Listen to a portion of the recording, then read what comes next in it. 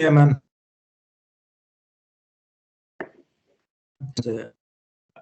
And after that is Alexey Tokarev. So please, Alexey, go ahead.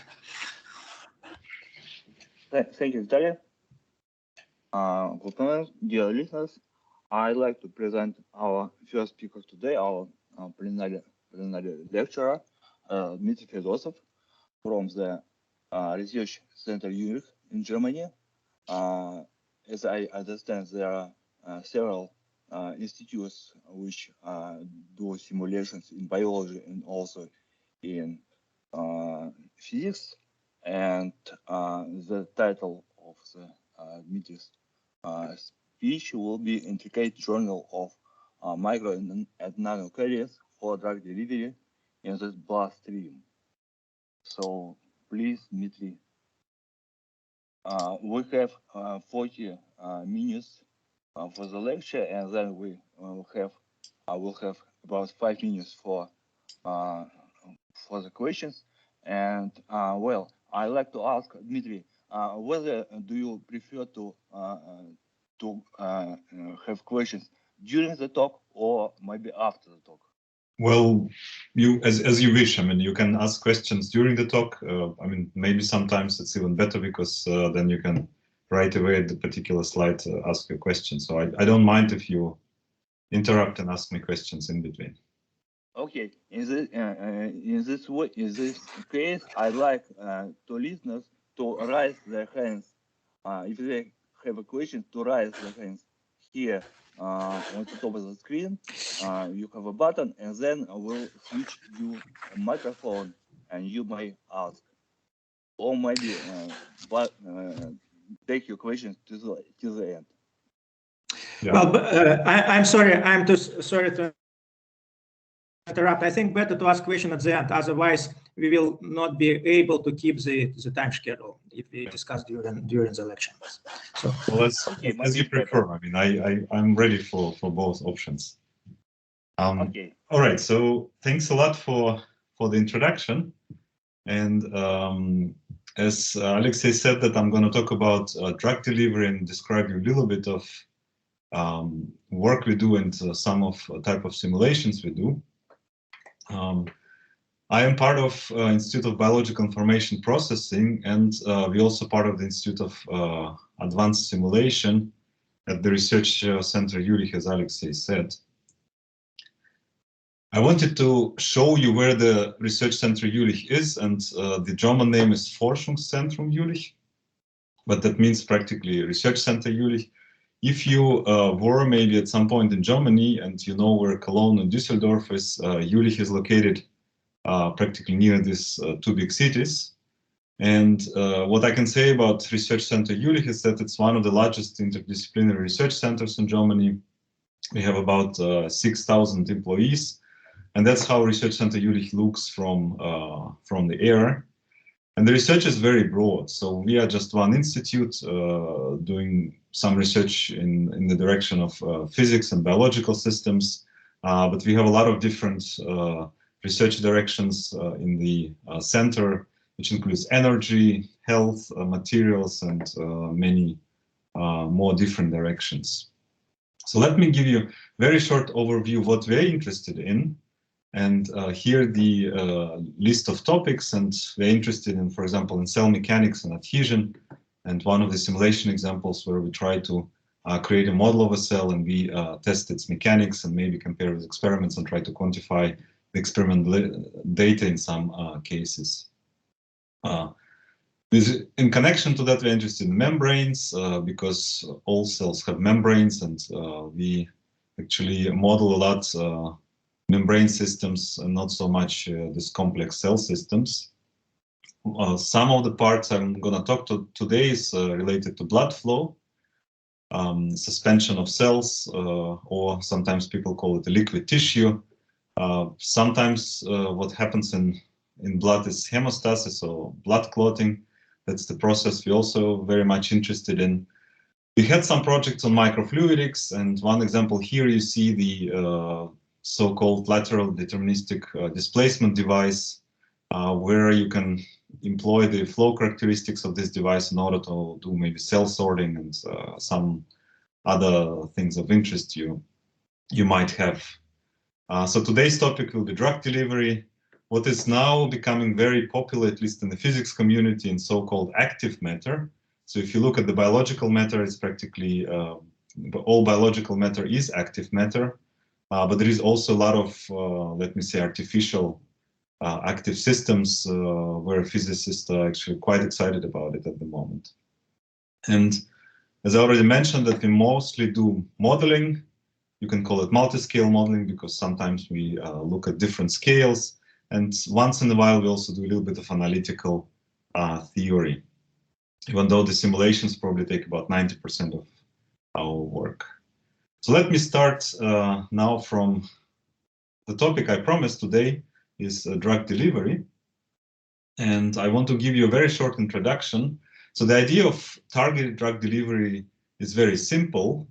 So we have a problem somewhere in our body, and I think this example is that we have a, let's say, a cancerous tissue somewhere. And instead of doing the systemic administration of drugs in order to try to affect this problem, we want to do a targeted drug delivery. So one of the ideas is we can encapsulate this drug into some particles, microparticles, nanoparticles, depending on your choice, and we try to deliver them exactly to where the problem is. So this drug acts only at the, let's say in this case, cancerous tissue, and not introduces a number of side effects for other tissues. So you can say this is practically a holy grail of in many fields, biomedical engineering, medicine, also maybe some fluid dynamics problems are involved, and so on. And I will be somewhat crude, and I will say here that practically we have to know the target, we have to have drugs, and we have to deliver them. And in terms of targets, I think we are doing quite well because many things are known and we can find the problem. We have also available a number of drugs. Most of them, of course, are still administered systemically and not really through these micro nanoparticles. But the delivery is really the problem. So if you want to really do targeted delivery, it's still a very big challenge. And I think in the US, there are a number of therapies using micro nanoparticles already approved. But as far as I know, the efficiency is not much better than the systemic administration of drugs, but they're much more expensive than the normal drugs we usually know. So I will focus today on vascular drug delivery, so only in the vasculature. And here I want to give you a few steps of how the drug delivery should actually happen, or must happen if you want to really realize it. And this is probably not an exhaustive list, so you can come up with a number of other steps, and some people call them also biological barriers, and your micro nanoparticles with encapsulated drugs actually have to negotiate these biological barriers or cross these biological barriers. And first step, of course, is to do the design and fabrication of these micro nanoparticles. Maybe you want to functionalize them with something or whatever is you're interested in. And I would say this is the most developed step. So if you look in the literature, there are many options, many different particle types with different composition, functionalization, or shape, and so on. But it gets more difficult once we administer those particles into organism. So usually we administrate the solution into blood. So there, of course, you would need the transport of these particles through a cardiovascular system. So you would have to understand how they actually reach different places and what are the places are actually the most probable to reach. Then once you have to leave the circulation, those particles have to somehow transmigrate into the vascular walls, maybe through the interstitial space between the cells. Eventually, they have to be taken up by cells, because what we target eventually the cells in general. And we have to release those drugs, and they have to act exactly where you want them. So if you want to realize the drug delivery process, you in principle have to go through all these steps, and your design particles have to be able to do these steps in a very efficient way. And I would say most of us, including me, of course, we work on only part of this. And as I promised today, we hear a little bit about the transport of those particles within the cardiovascular system. So the other parts I didn't really take into account in this presentation. Vascular drug delivery. You're probably familiar that our vascular system is practically a network of vessels, and they start from very large vessels, starting from aorta, for example, going into the arteries and smaller vessels, which is usually called microvasculature, like arterioles, capillaries, and venules. And what we need to understand is how these particles are transported through this complex network. What is important there is, of course, interactions with blood cells, and eventually, when these particles would have to transmigrate to the tissue, we have to also talk about the adhesion to vascular endothelium or the vascular walls. So the type of questions you have to answer here is effect of various blood flow conditions, because what we have to deal with in microcirculation or generally vasculature, we have a very broad range of flow rates, blood cell concentrations, and maybe other different conditions we can have there. Then, of course, we have to think of our particles. So how, for example, this transport would depend on particle properties, such as size, shape, and maybe deformability, depending on what type particles you can choose. And then finally, if you think of adhesion, then you would have to think about maybe adhesion kinetics, adhesion strength, if you want to maybe target specific spot or kind of withstand the fluid drag that the particles actually really adhere and not just carried away by the flow. So this type of questions I'm going to discuss, but of course I'm not going to give you full solutions of that problem, because that's it's much bigger problem than you might realize. So how can we approach this problem? So you see this is just a small section of a microvasculature. I don't remember the size, but my guess here would be maybe on the order of millimeter or something like that, millimeter by millimeter. And one of the ways to do it is, say, we try to represent blood flow in this network, or maybe part of this network, on the cell scale. So we can model explicitly cells, and in this example, what I show is those only red blood cells. They're very deformable, and you see a complex network. And this is more or less state of the art at the moment. Maybe you can do a little bit larger systems, but you cannot do much larger than this system. So you can imagine that this is still very limited. You can study something. You can maybe study the partition of cells, partition of drug delivery carriers, but of course it will be very, very small portion of microvasculature you have to eventually deal with if you want to understand the transport of drug delivery particles in the body. So the other approach, of course, or I don't know, I would not call it alternative approach, but maybe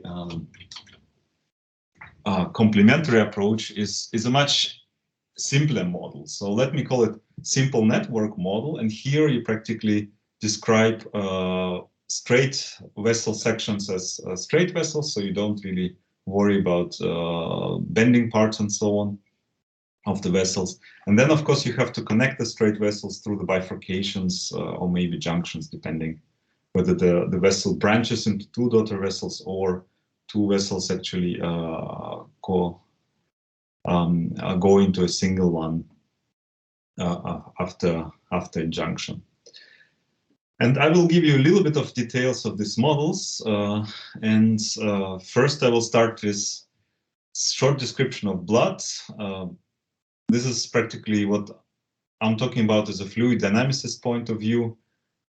So blood consists of mainly red blood cells and plasma. There are, of course, a few other cells, but their concentration is relatively low. So most of the time, we actually don't even care about those cells unless you're interested in the behavior of those cells, like white blood cells and platelets. And this is how our model looks like.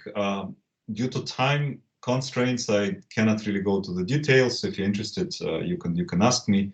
But basically, it's a collection of particles. So we sort of do a Lagrangian discretization of the elastic membrane, and we connect these particles by springs, and in that way you can represent the elasticity of the membrane in this case. And that's, for example, how the blood model would look like: a bunch of red blood cells and maybe some other cells like white blood cells and something like platelets or micro and or nanoparticles if you're interested in those questions. So the first effect, and I'm now more working in physics, I would say. So I'm not, in this talk, I didn't include much mathematics and how we actually do the modeling in this case, but I'm more focusing on the physical effects, what happens in the microvasculature. And one of the important effects, at least related to the transport of micro nanoparticles, is called particle margination. And particle margination is migration of particles towards vessel walls. So this effect was noticed for quite some time already for white blood cells and platelets. And see if my video plays. Somehow it doesn't really want to play.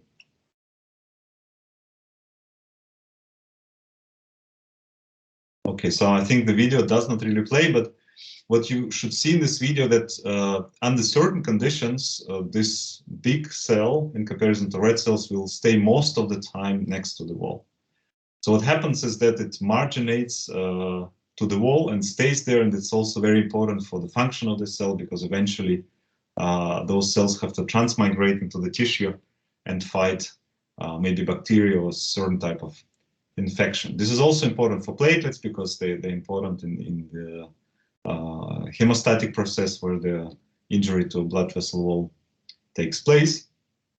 And this is practically hydrodynamic effects plus the effects due to the interactions between, let's say, this particular cell and the red blood cells. And kind of the same you can imagine for the drug delivery carriers. So that should be video, but I don't think it really, okay, this one actually works. So you see that in this very simple simulation, the blood flows, and then eventually these ellipsoidal-like particles, they end up mainly next to the wall. So this is a margination effect. Let me give you a couple of ideas what are the mechanisms and why those particles actually migrate toward the walls. And there are at the moment two main mechanisms I discussed. One is called lift force.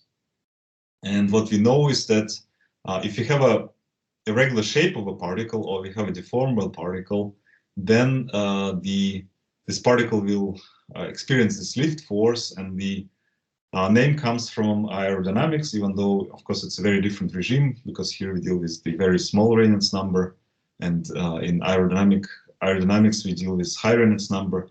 But the basis is the same. So what we have eventually is the pressure difference between, let's say, the bottom of the particle and the top of the particle, and this pressure difference drives, in this case, deformable particles away from the wall. So one of the ideas you can derive from here is that if you have a near spherical particles, the lift force on them is smaller than the lift force on the red blood cells in this case, and the red blood cells practically go towards the center of the vessel and effectively push out, let me say, the other components, or in this case, maybe white blood cells, towards the wall. Another mechanism which is discussed in the literature is so-called shear-induced diffusion or cell collisions. And here what I mean is the transversal effective diffusion of a particle due to the collision with other cells. So you can imagine that if I collide with other cells, that my transverse displacement can be enhanced. And if you look at the, let's say, Fokker-Planck equation or the diffusion drift equation, you will realize that if you have a gradient in diffusivity, then it's equivalent more or less to drift force. So by gradient in this effective diffusivity of this particle within the blood, you can actually have some drift on this particle, and this particle may drift maybe towards the wall, maybe towards the center, depending on the conditions you have. So these are practically two mechanisms which I discussed in the literature, but it does not mean that there are no other mechanisms which could be important for this margination. So as I promised, I'm going to talk about simulations mainly, and this how our simulation systems look like. We do a lot of simulations in 2D for obvious reason that they are very cheap, and you can actually understand what happens in the system. But of course, if you want to obtain quantitative results at the end, you have to go to three-dimensional simulations. And again, I'm not going to talk about so many details how we do the simulations. If you're interested, you can ask me later, and we maybe communicate after the workshop even So couple of characteristics for the system is, first of all, hematocrit, or volume fraction of cells, volume fraction in 3D or area fraction in 2D. What we also use is so-called non-dimensional shear rate, which is a product of some pseudo shear rate, or let me say like a flow rate of the, let's say, for a particular flow we choose in some cases. And we multiply it to non-dimensionalize it by some relaxation time. And in this case, it is a relaxation time of red blood cells. So what you have involved here is the viscosity of the suspending fluid, let's say effective size of the red blood cell, and bending rigidity of the membrane. So what you have eventually is just the relaxation time of the membrane in this case. And a few other parameters when they become important is maybe particle size and shape, if you look at particles of different shapes. So now we do a number of simulations, and here I show you the distribution of those particles. So in this case, let's say micro nanoparticles, not the red blood cells, but the particles we're interested in. And you can already see here that, for example, when we increase hematocrit, we start from 0.2, going to 0.3, 0.4, our distribution shifts towards 0 where we have the wall. So the wall is at 0, and 0.5 would be the center of the channel. Due to the symmetry, we just look at the half of this. So you can see that the particles approach the wall when we increase hematocrit, and that's exactly the margination effect, what I described, which is mediated by red blood cells. So that's kind of intuitive, and increase the number of cells, red blood cells in your system, they facilitate margination of other particles towards the wall. It might be a little bit difficult to work with full distributions because sometimes they're not as nice as they look here, and it might be difficult to compare them. So instead of working with full distributions, we work with so-called margination probability, which would be practically the probability of a particle to be within a certain distance away from the wall. So what we do is we take this distribution, we choose certain distance delta in this case, and we integrate this probability distribution up to delta away from the wall, and that's how we get the margination probability. So then we can do a number of simulations and calculate our margination probabilities for different conditions and build so-called margination diagram. And what you see here is different hematocrits starting from 0.1 to 0.6, and this gamma dot star, as you remember, it practically characterizes the flow rate in our system. So what we see from this diagram is that the margination is relatively weak at low flow rates. This is somehow understandable because if the red cells don't efficiently migrate towards the center of the vessel, then we also don't see margination effect. The same also, or low margination at low hematocrits for the same reason. That we don't have enough red blood cells to facilitate this effect. And we also have a reduction of margination at high hematocrits, but I'm not going to go into details about this. So what eventually you find that margination occurs most efficiently in certain region of hematocrits and certain region of flow rates. And just to give you the result is that this range of hematocrits actually fits very well to the range of hematocrits we have in microvasculature. I don't know if it's a coincidence or not, but it somehow fits quite nicely. And the most efficient margination happens in the range of flow rates which correspond to the flow rates in the venular part of microcirculation, so that the flow rates are actually smaller in comparison to, if you look at the arterial part, there the flow rates would be higher. So there the margination is less efficient. All right, so now we can start making comparison, and here I want to show you the results of margination of particles of different sizes. And what we look here is the diagram for a particle of about 2 micron, then a particle of about 1 micron, and then the nano-sized particles of about 250 nanometers in diameter. And you can imagine, you can see right away that margination gets worse and worse. So technically the best margination appears to be for the micron-sized particles, and for nanoparticles, the margination gets significantly worse. And this is also kind of easy to understand if you look here, and again, here I show fixed conditions, but different particle sizes and their distributions. And then what you will see is that when the particle size is large enough, so for example, 2 micron, then the distribution has a quite pronounced peak next to the wall. But once we go to the nano size, which would be the red curve here, right? So nanoparticles, their distribution becomes very similar to the distribution of the suspending fluid. And the idea here is very simple because those particles are very small and they practically can go into any gap between red cells. And that's why the distribution practically becomes identical to the distribution of plasma. And that's why the margination is also not so much pronounced, because what we're interested in the number of particles really next to the wall when we try to characterize margination. All right, so if you look at very small nanoparticles, let's say something like below maybe 200-300 nanometers in size, then the distribution will be very similar to that of blood plasma. That's the main conclusion here. You can also look at the effect of the vessel diameter on the particle margination, and here we look at the few diagrams in different vessel sizes of vessel size of 10 micron, which would be a capillary, and then 20 and 40 micron, which could happen either for arterioles or for venules. And we obviously observed that the margination is the most efficient in small vessels, in capillaries. So our conclusion here is that particle margination and then eventually adhesion will mainly happen in the small vessels like capillaries, which is actually not bad because that's where the exchange of most elements between the blood and the tissue actually takes place. All right, so what did I tell you so far? So now we kind of have a good idea how the transport of micro nanoparticles takes place in straight vessels. But of course, that's obviously not enough, because I started with the picture of network, and eventually we have to understand how the transport of particles happens in this more complex network.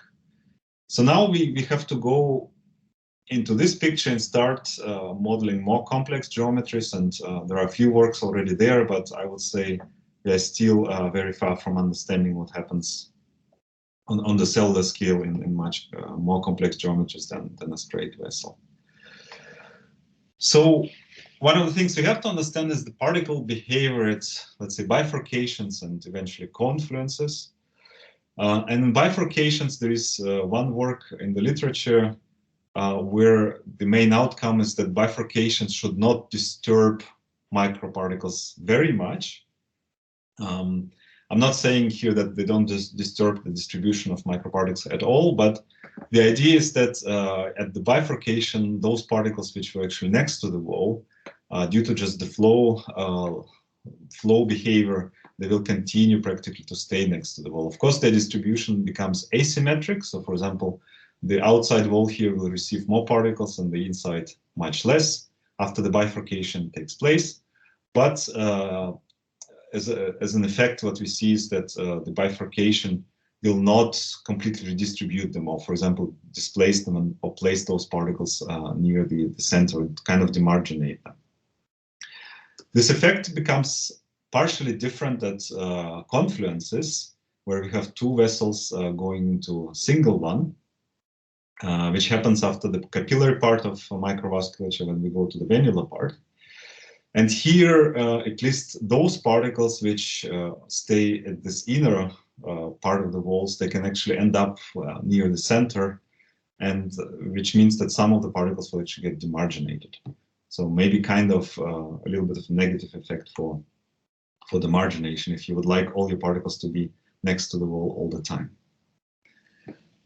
I want to talk also a little bit about the so-called Ferrous Effect and then translate it into micro nanoparticles. And I'm going to start actually with red blood cells, because this effect was described in something like 1930s for red blood cells. And what this effect means is that the discharge hematocrit, and this is a flux of red blood cells. If you really measure how many red blood cells pass through the exit of your vessel, per time. So we really look at the flux and not the amount of red blood cells. And we compare is it actually with the so-called tube hematocrit, which would be really the fraction of the red blood cells in that particular vessel. And what you have from this effect is that the flux of red blood cells is actually larger than the amount of red blood cells currently in the particular vessel. And the idea is again very similar, is that the red blood cells migrate to the center of the vessel, and in the center of the vessel they move faster than the overall flow rate. And because they move faster, more red blood cells practically cross this, let's say, exit of the vessel. Then yeah, it's a little bit difficult to explain, but the number of red blood cells you have currently in the vessel. You probably have to think about it a little bit more. So if you have not heard about this effect, it might sound a little bit confusing. But if you now start applying this effect on the scale of microvasculature, and you of course have mass conservation so that the cells don't really disappear anywhere, they somewhere they enter and somewhere they exit, then you will find out through this effect that hematocrit in microvasculature is lower than the systemic hematocrit. So in systemic hematocrit, or the overall hematocrit in our body, is close to 40–45%, and in the microvasculature usually have hematocrits in different vessels, something between maybe 10% and maybe 30–35%. And this really comes from this Ferrous effect. If you now think of this effect for micro nanoparticles, you can, well, we kind of name it a little bit of like anti-Ferrous effect, because what happens is exactly the opposite. So if you look at the flux of the particles, this flux of the particles will be smaller than the volume fraction of the particles in the particular vessel. And the reason is the same, but the idea is that they stay mainly next to the wall. So on average, they will flow slower than the flow rate of the whole blood in this section.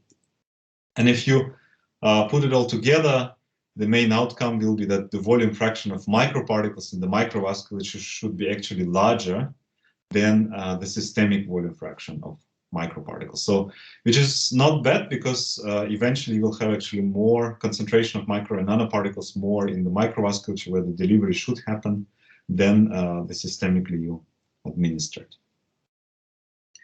So let me summarize this margination part, and the next part will be more about adhesion. And what I showed you is that the micron size particles are actually better for margination than nano size particles. We expect the most efficient margination in small vessels. I didn't show you this result, but we had some simulations with particles of different shape, and shape of the particles actually secondary factor for margination. So the best is still a spherical shape, but other shapes also performing quite well in comparison to a sphere. And what we still need a good model for margination within a large scale microvasculature, but there are some works in that direction too. All right, so now I'm gonna go on to the second part and talk about particle adhesion. And as you can imagine, margination is of course necessary precondition if the particles have to adhere and eventually release maybe some drugs into the tissue, or maybe even transmigrate into the tissue. They have to be close to the wall, so margination has to be there. But here you start asking these different questions: which properties of these particles would be actually best for the adhesion? And you have to start thinking about adhesion strength, maybe the drag forces exerted on those particles once they actually adhere to the wall.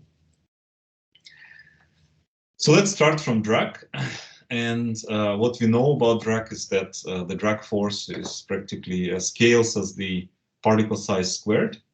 So if you, for example, know the drag on the particle of nano size, then you can kind of rescale it and also estimate the drag on the particle of a micron size and so on. So what we did here, we did a number of simulations where we practically put the particles next to the wall, and we initiate a shear flow next to the wall, and we take different particle size, particle shapes.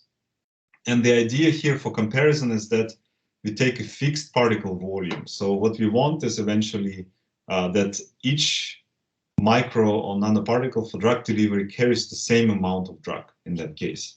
That means that the volume of the particle is fixed. And when we compare different drugs on these particles from simulations, and we normalize everything by the drug on a sphere, so that's why you see the normalized drug here is 1. And then we compare it, for example, with an oblate ellipsoid of aspect ratio 10, with an oblate ellipsoid of aspect ratio 5, and some of the prolate ellipsoidal structures. And sometimes they actually align with the flow, and sometimes they're placed perpendicular to the flow. But we see that the drug differences are there, but I would say they're not dramatic. There is some change, maybe 20, 30%, maybe in some case 40%, but it's still kind of reasonable. They're not extreme. However, if you look at adhesion strength, and in order to estimate the adhesion strength, the first very simple estimation, and practically look at the adhesion area. So we look at the particle next to the wall, and then we look at the distance of about maybe 10 nanometers. This is generally the effective distance of adhesion. And now for the same comparison, when we practically just look at this adhesion area, we see that, for example, the oblate ellipsoid of aspect ratio 10, and this would be like a pancake or platelet-like geometry, obviously has a much stronger or much larger adhesion area. So of course you would expect that the adhesion of this type of particles would be the most efficient if you're really targeting that your particles have to adhere and stay there for long enough time. And then if you come close and closer to the sphere, of course the adhesion area, the adhesion strength reduces. So from that point of view, from the adhesion side, oblate ellipsoid has probably best adhesion properties or the strongest adhesion, and the prolate ellipsoids are a little bit better than the sphere, but in this case the sphere is actually the worst candidate. This is just a simple theoretical estimation what I showed here, and now you can also try to do a little bit more sophisticated picture and look at the discrete bindings. So now we have stochastic bonds forming, like you would have a bonds forming between the ligands and receptors in real situation. And there is a simple model which practically describes the critical force for rupturing a cluster of bonds. So here we have a cluster where maximum N bonds can be formed within certain area, and we apply a force on these bonds, and we can describe, there is a theoretical model, it's a completely analytical, with a completely analytical solution. You can find the critical force, which would depend on, well, some force scale, the total number of bonds which can be formed, and some kinetics of those bonds. So for example, on rate and the off rate. So in that case, you can really estimate how strong forces your particles can withstand with maybe particular type of bond and so on. In reality, of course, the situation is a little bit more complex because you have a more complex geometry, not just this flat type of surface. So it will be a little bit more complicated, but you can at least estimate maybe the order of magnitude depending on your bond properties and so on. I think I'll skip this part. We have 2 minutes left. Yeah. 2 minutes left. Okay. So I'll skip. We also worked a little bit on multiple bond populations and whether you can get advantages from multiple bond populations with a very similar model. So I'm going to skip this part for now and come practically to the last part to give you an idea and maybe a little bit of philosophical thinking. What are eventually the best particle properties? So I showed you a few results. Of course, those are not all, but somewhat more or less like highlights. And eventually you have to start, what are the best particle, start thinking, but what are the best particle properties? And from what I showed you is, at least from the point of view of margination, maybe adhesion, the best particles for drug delivery would be micron size ellipsoidal particles. And I think Alexey made a comment a few weeks ago that those are actually very close to the platelets we have. So maybe, I don't know if it's coincidence or not, or evolution, the platelets in blood we have, they actually seem to be quite good for this type of job. But if you go further and we leave the vasculature and we have to transmigrate into the tissue through the vascular walls, and maybe those particles can be taken up by cells, then of course the microparticles are not the best choice. There is a lot of research which says that uptake of particles by cells is much easier for nanoparticles, for smaller objects, than for microparticles. So as a conclusion, you still have to integrate this whole knowledge about this particle performance at these various steps. So from one part, it could be good to administer microparticles, but in the other drug delivery step, you can actually profit from the other shape and maybe the other size. There are also some other ideas, and eventually I think an efficient drug delivery particle has to be multitasking and maybe even potentially active. So there are some ideas that maybe this system have to be motile, so they can maybe navigate somehow. As I said, they may need to perform multiple tasks at different stages, and they may need to have different targets. So if you think of this direction, maybe something that comes to you in mind is something like a soft micro robots, or maybe going to the direction of really biological cells, which might work for the drug delivery systems. So this is my main conclusion. I mean, let me skip it and then finally acknowledge the people who did the work. So Katrin did some margination simulation. Masoud was also involved in margination simulations, and Anil, he did mainly the work on adhesion.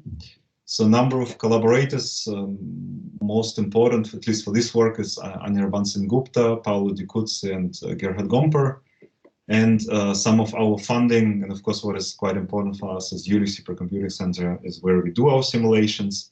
And I would like to thank you very much for your attention, and I will be happy to answer questions. Thank you very much, Dmitry, for this really fantastic lecture, because, well, you captured a very wide range of phenomena, but in this talk, it is very interesting for me to hear. Well, please, questions, Professor Wolpert. Yes, Dmitry, thanks. Really very nice presentation, impressive.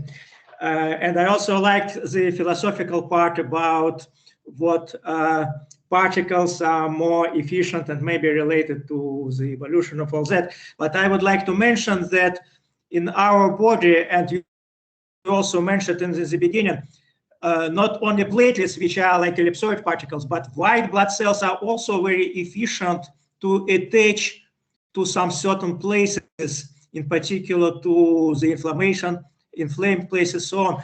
So you see, it's different. So from pure biophysics, biomechanics, platelets, well, this shape can be more efficient, but maybe there are also some other mechanisms, not purely biomechanical, which should be taken into account, because white blood cells are basically spherical. So both of them work well in their particular situations. Also, well, I have in fact several questions, but I'll try to be very short because we have very limited time. So when you model all that, and of course, these adhesion properties strongly depend on the properties of receptors on your particles and on the endothelial cells. So I don't know, in the experiments, probably you have some experiments behind. How do you produce these receptors on your particles? Are they somehow biologically produced or completely artificial? Well, yeah, as I said, you're completely right. So what we simulate is usually very idealized systems, and we usually take a pretty much one side of the story. So the whole story is, of course, much more complex, and there are many other mechanisms which could be involved for adhesion or for maybe even for margination and so on. So with respect to the receptors, There are two types of approaches. So one is practically in vitro approach, where you maybe functionalize your, let's say, dead surface in some sense with some receptors, and I don't really, I don't know, maybe, well, I don't remember exactly what people used in that case. The other approach is, of course, you practically functionalize your surface with endothelial cells, and then you can trigger certain expression. So, of course, the control is more or less that you leave them happy, and you don't really treat them with some funny chemicals. And but then you can try to trigger some expression, or maybe trigger the inflammation process, and then see what adheres and what does not adhere. But this is more or less kind of generic picture for me, because I don't really do experiments. I just collaborate with a few people who actually do the experiment. I have a very short question. I'm just intrigued about the density of these particles. Does it play a role in this margination and adhesion? I would say, I mean, the simulations we did and the experiments I know, they usually deal with relatively small volume fractions. No. I mean, well, density of the material. Just, is it the same as plasma, just of water, or it's heavier, or it's lighter? So what happens depending on the relative density? Not the concentration of particle, but if you take the density of the particles themselves. Yeah. I don't really know. I mean, of course, in our simulations, the you take the same. You take the same as like plasma, right? In experiments, I don't remember if they even tested that. But in well, because platelets, as far as I remember, platelets. I don't really hear. And I'm not sure about. There's problem. Some of the voices. Okay, yes, there are some problems with connection. Vitaly, we cannot hear you well. Okay, we don't have time, but. Okay. I suggest we will continue. Discuss it later, because this is very wide topic, and we now even don't have any time.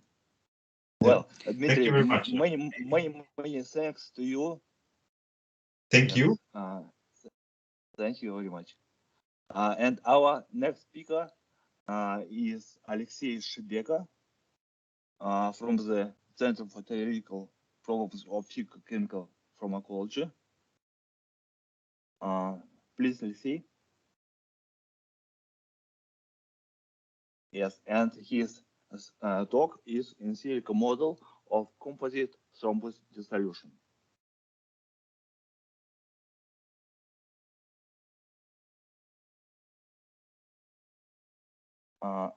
I don't hear you well. Alexey, could you please switch on microphone? My apologies. Yes. No, okay. Okay. Good morning. Infarction and ischemic stroke are responsible for about 30% of deaths according to WHO. During infarction or ischemic stroke, blood flow in a vessel is blocked by blood clot, which comes from the place it was formed before. Lack of blood flow causes infarction of surrounding tissue, heart or brain. In order to reduce the possible damage, blood clots should be removed. Thrombolytic therapy is a procedure which achieves this goal by facilitation of fibrinolysis, the process that naturally dissolves blood clots. During it, supraphysiological concentration of lysis activator, generally tissue plasminogen activator, is administered, and in case of success, recanalization occurs. Yet, the rate of success is not that high, and less than 50% of patients receive recanalization. Besides that, thrombolytic therapy increases the risk of a major bleeding by several times, and the risk of intracranial bleeding by 10 times due to hemorrhagic transformation. Thus, we can conclude that at least some clots are resistant to TPA therapy, and a simple increase of dose is unsafe. Analysis of ischemic stroke clots revealed that they might contain extracellular DNA, which is supposed to come from nets, which act as primers for clot formation. So we can find three types of regions that compose the clot: fibrin, platelets, and DNA. Histological analysis of such clots showed that DNA regions either colocalize with fibrin or they are located in spaces, in empty spaces between fibrin. But these DNA regions do not colocalize with platelet regions. Analysis of clots extracted from patients with ischemic stroke shows that about 80% of these clots contain from 2 up to 20% of DNA. 2% of clots contain more than 20% of DNA, and about 18% of clots contain less than 2% of DNA. Thus, we can see that an average clot will contain about 10% of DNA. Will it be sufficient to have an effect on clot lysis? Ex vivo experiments of lysis of these clots show that the effect really exists, and it is rather pronounced. Dissolution of a clot with TPA only, which is shown with black line here, progresses slower than in the case when the dissolution was caused by combination of TPA and DNAs. What are the underlying mechanisms that regulate this process? In order to answer this question, we simulated composite clots and their lysis process. Clots were represented as a quarter circle area with radial boundaries impermeable, while the arc boundary was exposed to TPA or TPA and DNAs. Such design proposes that lysis occurs in the entire clot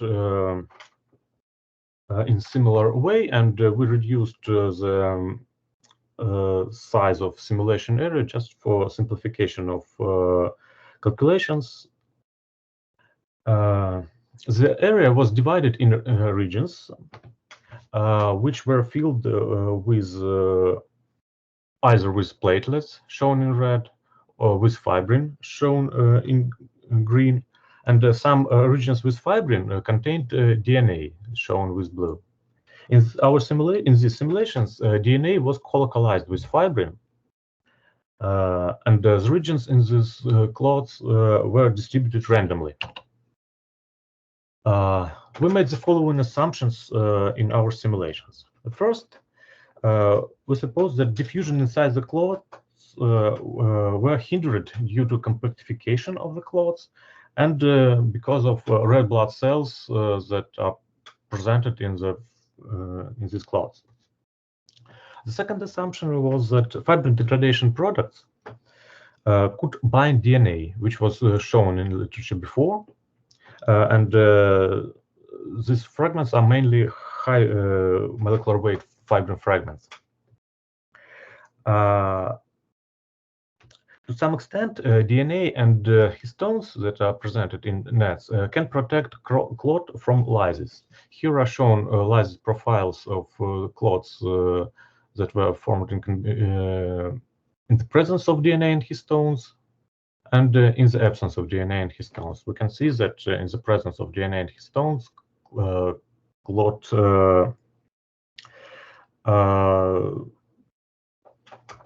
clots existed longer during lysis process. And the third assumption was that DNAs could bind platelets. We've shown it in our in vitro experiments, and here we can see that there was almost no binding of DNAs with resting platelets, shown in black, with phosphatidyl serine negative platelets, shown in red, and there was binding with phosphatidyl serine positive platelets that are shown in blue, and these activated platelets can be found in clots. Model equations are shown here. changes in species concentrations are described by partial differential equations. Some species could diffuse, like TPA, DNase, PI1, while other species like fibrin, platelets, DNA, and the species bound with them couldn't diffuse. Also, there was no advection transport of species in these simulations. As real-life clots composition differ a lot, we tried to simulate it by varying ratio of fibrin and platelet regions. In our simulations, it was 70-30%, 50-50%, and 30-70% of platelet and fibrin. There was the same amount of DNA in all simulations, but it was distributed over different area of the simulation area. And the size of this is shown here. So that's how fibrin dissolution process looks like. And here it is shown integral amount of fibrin, time course of integral amount of fibrin during the lysis process. Here it is shown how fibrin degradation products bind extracellular DNA, and here it is shown time course of integral amount of fibrin degradation products bound with extracellular DNA. We suppose that part of this signal generated by fibrin degradation products bound with extracellular DNA contribute in integral, the final clot, as well as part of platelets that compose the clot also generate the signal in the final clot, and that's how we calculated the final signal, the amount of clot left over. That is, it is shown here.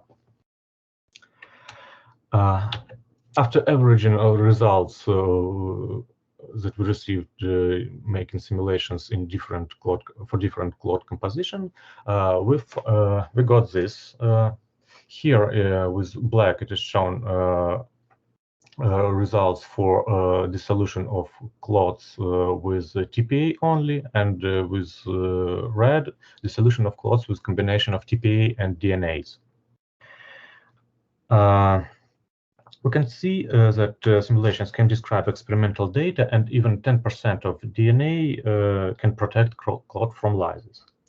Also, we can see that clot composition also has an impact on clot lysis, and here are shown individual lysis profiles for different clot compositions.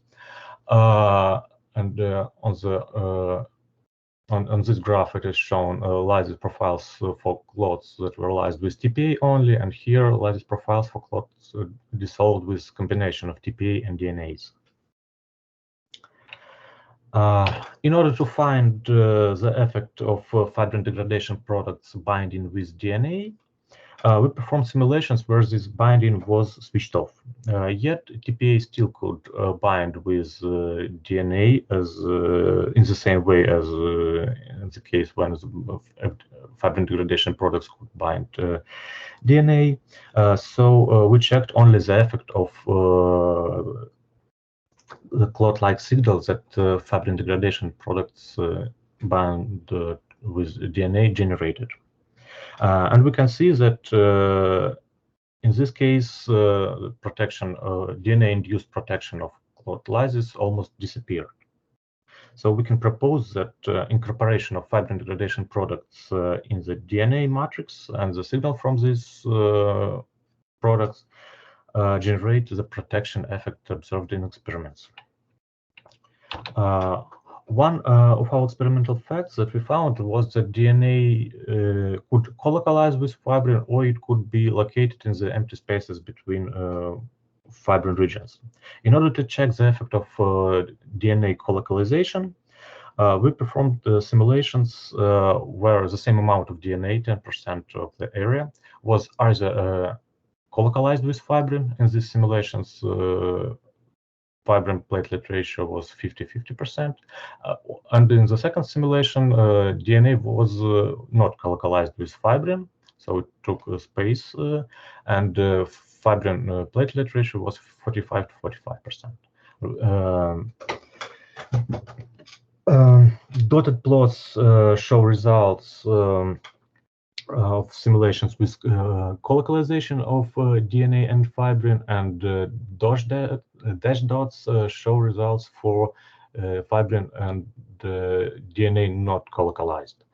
We can see that in the latter case, lysis occurs faster, which may indicate that colocalization of DNA and fibrin may have a protective effect on clot lysis.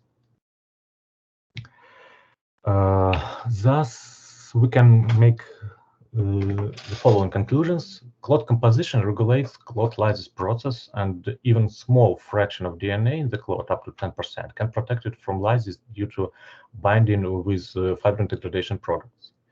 Also, DNA colocalization with fibrin protects clot from lysis better than DNA located in empty spaces between fibrin. These findings need a proper experimental verification, which we are planning to perform.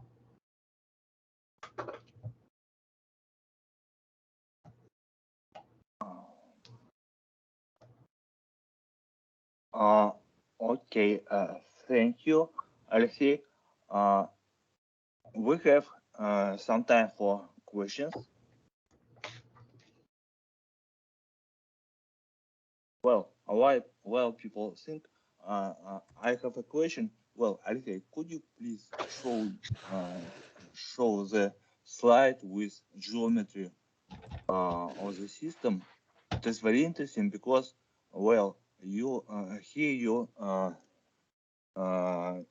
you use partial differential equations, but distribute your things in discrete manner. So, could you please comment this approach, maybe for listeners to understand this colocalization or whatever? What is happening here? Why we use patches, but not even distribution of species? Why I use patches? Well, that's what we see in real life clots that were retrieved from patients. We can see regions filled with fibrin, which are not, which doesn't take the entire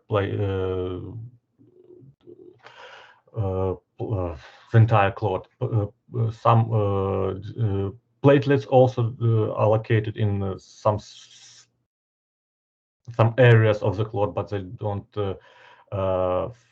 fill the entire clot. And also the DNA is distributed not evenly in the clot, but in some places. So in order to simulate this distribution, we performed this is another picture of clot, and we can see that fibrin is not located in all spaces of the clot, and DNA is not located all over the clot. So in order to simulate it in some way, we performed these simulations. We chose this geometry where different regions didn't intercross except for DNA and fibrin in some simulations. So sometimes they cross, sometimes they do not cross. Yes, as far as I understood from experimental data that was obtained by our colleagues, these regions with DNA and regions with fibrin, sometimes they do intercross, but sometimes they don't. But it never happens with regions with platelets, and DNA never is. DNA regions were never found in the same space, in the same regions where platelets were found. Okay, so DNA works as some sort of matrix for. Well, it's one of the hypotheses how ischemic clots are formed. It is. They may originate from the nets which are formed from neutrophils, so it's neutrophil extracellular traps, and they form this like network structures, and fibrins start to accumulate on them, and they generate just clots that may finally become the reason of infarction. So yes, it's like the matrix that is inside the clot, the extracellular DNA. Very interesting. Thank you. I didn't know anything about DNA in the clot until today. Well, it is really new for me. Well, we have another question. Please, Vitaly. Yes, hopefully it will be better now with sound. So, Alexey, could you please also tell us about red blood cells, if there are regions filled with red blood cells in the clots which you observed in the case of stroke? Yes, regions with red blood cells usually are absolutely colocalized with fibrin. So basically, it's the same regions, red blood cells and the fibrin. Mm-hmm. But this clots looks quite specific, right? Because in the usual clots in arteries, in the case of injury, for example, there's no DNA, right? Well, it's. I'm not sure if I mean, I don't know this. What our colleagues have checked. They have access to the medical center where they retrieve clots from ischemic patients, and they had this idea that these clots may contain DNA. But the clots from like hemostatic clots from arteries, I'm not sure if they have checked. So I don't know. Yes, but I think it would be really interesting and important also to verify this question. Yes, of course. That's what we are planning to okay. check further. Yeah, because for example, you mentioned this net neutrophil traps. Extracellular traps, yes. Yes. For example, I don't know about normal physiological situations, but for example, in the case of COVID, this is apparently this is one of the main factors which promotes excessive clotting. So it can be also important. And if this DNA, for example, is related to NET, maybe it can also exist in the case of COVID patients. Yes, probably it could be the case. Also, in the beginning, you showed a slide where you explained how much time the intervention should take place after the ischemic stroke. Could you please recall? I don't remember. I mean, to avoid like serious physiological consequences, it should be about 1 hour or something like that. Right now, it's the window of administration is 3 hours. 3 hours. Yes. Yeah, but what you showed then the graphs how this clot lyses. I think that it was in seconds. I think till about 6,000 seconds, right? Yeah, this. No, it's in minutes. It's minutes. No, you had other graphs with. It's also the same 2 hours, yeah, but it it yeah. Okay. So so it's about between 2 and 3 hours, right? You have this. Yes, data. but it's in vitro lysis of the clots. It's not the same as in vivo process. And what is the difference? I mean, from the kinetic point of view, I'm not sure if there is reliable data how fast this clots lies in patients, because I mean the kinetics of this process, because I don't know, have to measure how even you can do it, maybe using Doppler, but. Yeah, but right, but yes, if there is an estimate about 3 hours intervention, 3 hours, it's an estimate of this kinetics of lysis problem. And this intervention, what they do, in fact? During this intervention, they just administrate intravenous tissue plasminogen activator at high doses, are maybe several hundred times higher than plasma concentration. And also, I think maybe it's already licensed. They can use mechanical thrombectomy to remove the clot from the clotted vessel, and afterwards they still can use pharmacological administrated TPA, or if it's not required, then just don't do it. But the main side effect of this pharmacological administration of tissue plasminogen activator is that it may cause bleedings due to partially destroyed blood-brain barrier.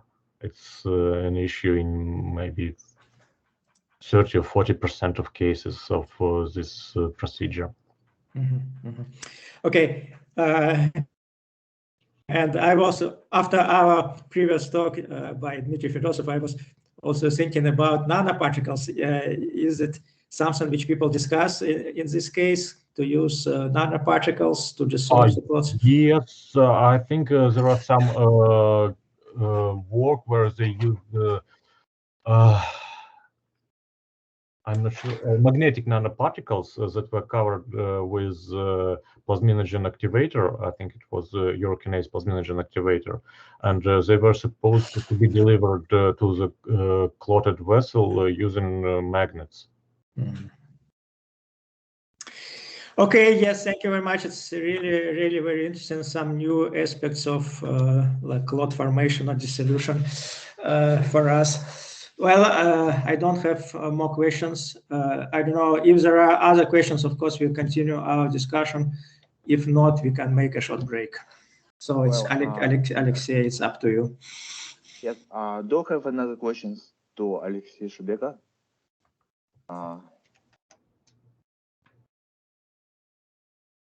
No. Okay. In this case, we'll have a break till 11:20, and at 11:20 we will have a talk by Anastasia Mazokhina. And now we will wait 8 minutes. Thank you.